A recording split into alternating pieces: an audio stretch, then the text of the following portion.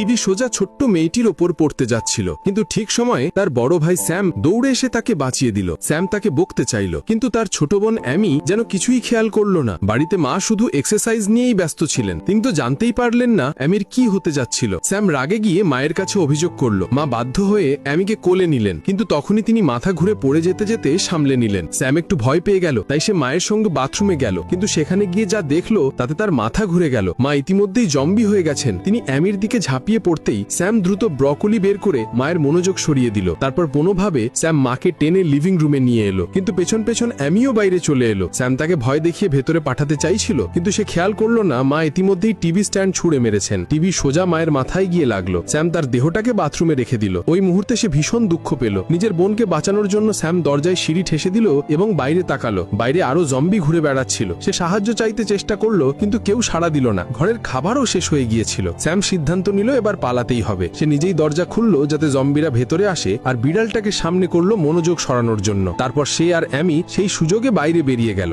জম্বিরা তাড়া করলো, আর স্যাম দৌড়াতে দৌড়াতে সুপার মার্কেটে পৌঁছালো। সে অ্যামিকে এক কোণে লুকিয়ে রাখলো যাতে সে নিরাপদে থাকে, এবং নিজে খাবার খুঁজতে গেল, কিন্তু ফিরে এসে দেখলো অ্যামি নেই। ঠিক একটু আগেই সে বাইরে বেরিয়েছে, হয়তো রান্নাঘরে খাবার খুঁজতে গিয়েছে। দুঃখের বিষয় সেখানে কিছু গুন্ডাও ছিল। তারা মাটিতে জম্বি হবার ওষুধ ছড়িয়ে দিল যাতে অ্যামি সেটা খেয়ে ফেলে। কিছুক্ষণ পর স্যামের সঙ্গে অ্যামির দেখা হলো। সে অ্যামিকে জড়িয়ে ধরে সেখান থেকে বেরোতে যাচ্ছিল। তখনই গুন্ডারা আবার ফিরে এলো। তারা স্যামকে ধরে তাকেও জম্বি বানানোর চেষ্টা করলো, কিন্তু ঠিক তখনই অ্যামি তাদের একজনকে কামড়ে দিল। এবার অ্যামিও জম্বি হয়ে গেল। পেছন থেকে আরেকটা জম্বি এসে পড়লো, কিন্তু স্যাম গুন্ডাটাকে ধাক্কা দিয়ে পালানোর চেষ্টা করলো। তার পায়ের নিচে অ্যান্টিভাইরাসের বোতল ভেঙে ধোঁয়া বেরোতে লাগলো। অ্যামি সেই ধোঁয়া শ্বাসের সঙ্গে নিল। মুহূর্তের মধ্যে অ্যামির শরীরে ভাইরাস চলে গেল। স্যাম দ্রুত বাইরে দৌড়ে সেনাদের সঙ্গে ধাক্কা খেলো। সে তাদের সাহায্য চাইতে যাচ্ছিল, কিন্তু হঠাৎ সেনারা গুলি চালানো শুরু করলো। অ্যামি ভয় পেয়ে গেল, কিন্তু অ্যান্টিভাইরাসের কারণে সে তখন পুরোপুরি সুস্থ। সে জোরে কাঁদতে লাগলো, কিন্তু সেনারা এখন সাধারণ মানুষের উপরও গুলি চালাচ্ছে। তাই স্যামকে লুকিয়ে থাকতে হলো। অনেক দূর গিয়ে তারা নদীর ধারে পৌঁছালো। সেখানে তারা একটি নৌকা পেল, যেখানে কিছু মানুষ আগে থেকেই ছিল।